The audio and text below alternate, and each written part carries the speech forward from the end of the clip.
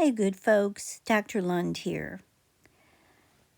I want to talk about Tyre Nichols, a 29-year-old man who was hospitalized after an arrest on January 7th and died 3 days later from injuries sustained by beatings. 5 officers from the Memphis Police Department were fired and currently face criminal charges.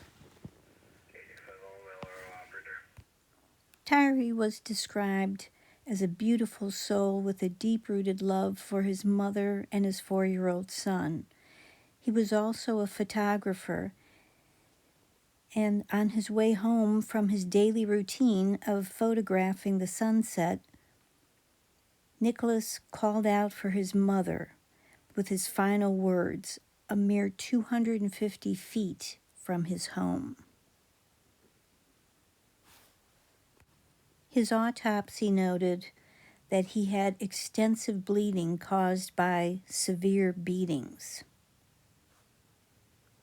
The 5 officers were charged with murder, kidnapping, assault, and misconduct in Memphis, Tennessee.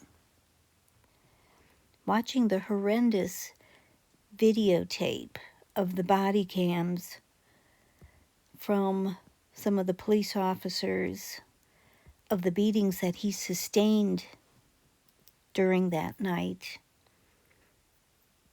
and watching EMS not render any care to this gentleman, one of the first things that I thought of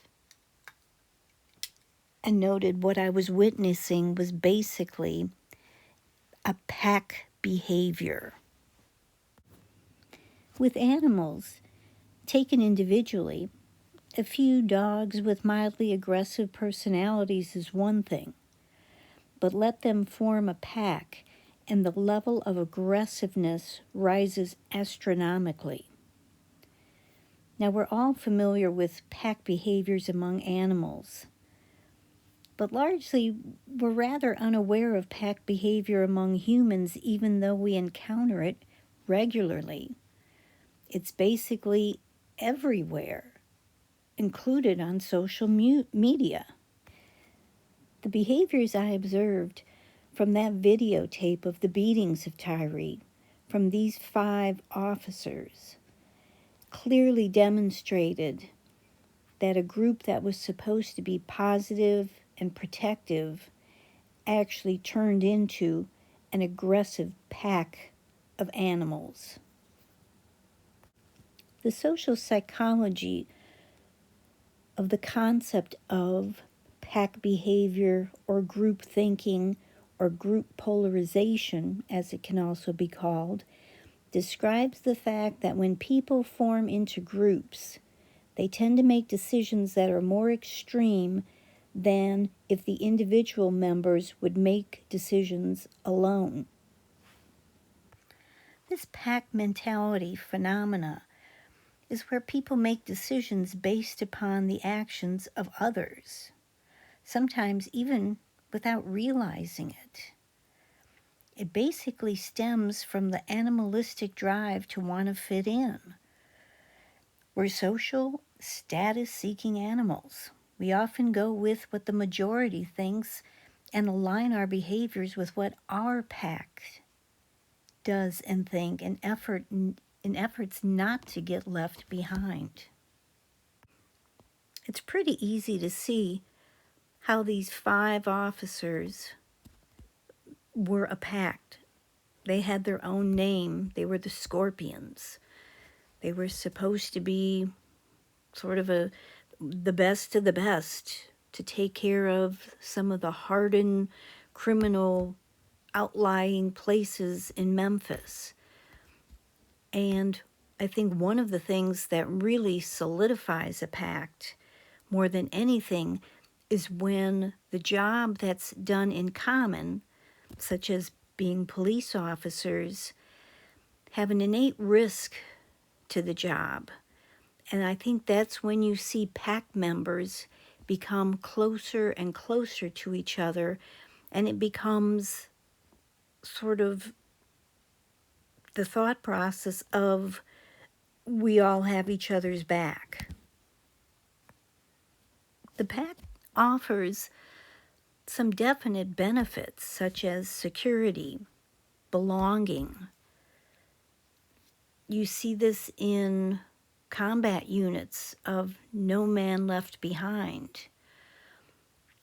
But it can also turn very negative, as we've seen in the George Floyd case. Very similar, where you have, again, officers who have formed a pack-like behavior, a unit that make their own rules, have their own standards, and cover for each other when they break the standards of practice for the uniform, but yet stay within the lanes of how the pack defines the standards. So basically what I'm saying is a lot of packs will cover for each other when they know they're doing something wrong or out of line. And then that's when that code of silence becomes deadly and critically bad. It's always interesting that as individuals, people would not behave the way they do as a member of the pack. So you will see things like these beatings, inappropriate behaviors, covering for each other when someone does something wrong as a member of the pack, having their back, so to speak. But on an individual basis, people would behave differently and not choose to do certain deadly or inappropriate behaviors. But because of the influence of the pack, a lot of times these behaviors, the more extreme especially, give that pack member somewhat of a higher status in the pack, something that they may not experience on an individual level.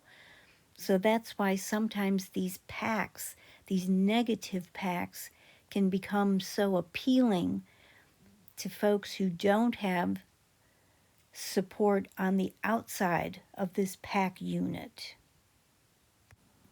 In actuality, the actions of these 5 supposedly elite officers is really no different than what you would see in a gang from prison, both based on a hierarchy, both based on group thinking, pack behavior, and violent and deadly, setting their own standards of how they will behave, not in alignment with the protocols and policies of humanity, basically. In addition, one of the rules of the pack is you don't talk about the pack. Sort of like one of the rules of Fight Club is you don't talk about the Fight Club. I think also one of the most important laws of the pack is that you don't turn in a pack member. I mean, this has been seen through any different kind of group, especially a negative group, is that you don't turn on members. There's heavy prices to pay when something like that is happening or there's a possibility. Pack members are supposed to stay silent and have each other's back no matter what. And that moral dilemma for many people becomes very difficult at a point in time, especially if they want to stick up for someone or bring out the fact that things that the pack are doing is wrong. They face horrific ridicule and usually don't have the ego strength to take on or confront the pack, especially the pack leader, which usually every pack has one, an identified leader that sort of dictates the activity, calls the shots, sets the standards, determines the strategies of how the pack behaves and how the pack covers each other, depending on what behaviors they're trying to cover up for that particular unit.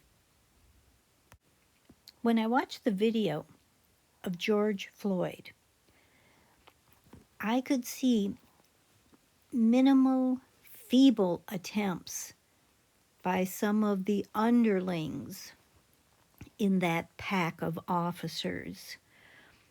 When one or two officers noted that Mr. Floyd had stopped breathing, they recognized an issue, and by stating that, to me, it was a sign that they were asking the alpha for permission to do something.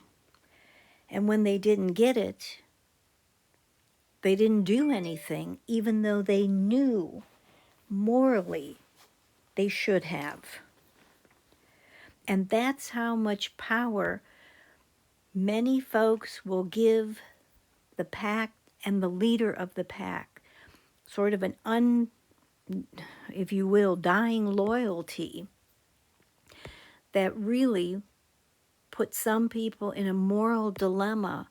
And interestingly, the ones, again, with no ego strength, self-esteem, ability to speak for themselves will succumb to the pack mentality. They may feel horrible about it, but they won't take any efforts to stand up against it.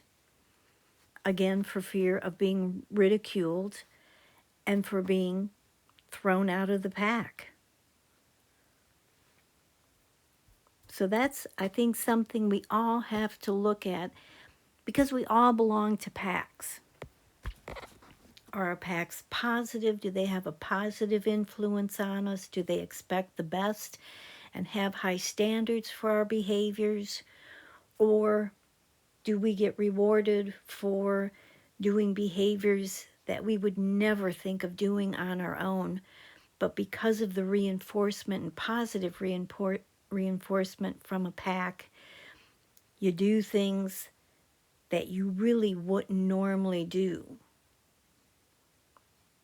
And as I said, we each have our own groups and our own packs. But unfortunately, this pack acted in such a deadly fashion. And my hunch is, and from it sounds like, this is not the first time that this pack had acted aggressively and inappropriately. However, the one thing that's different for these 5 individuals is the pack no longer exists, and they don't have the support and safety that they had before, and each one of them will have to deal in their own way with the consequences of taking a life by their action or inaction as being a member of the pack that accepted that type of behavior. And now they have no jobs, they have no support of each other, they're not the elite group, and they'll be tried as criminals. And hopefully, Tyre Nichols will get the justice that he deserves in this horrible, horrible case. Folks, again, I thank you for being here. I thank you for listening. Take a look at your own pack behavior and ensure that it has a positive influence. And let's all pray for the family and the friends of Tyre Nichols, who died needlessly and at the hands of a devastating pack.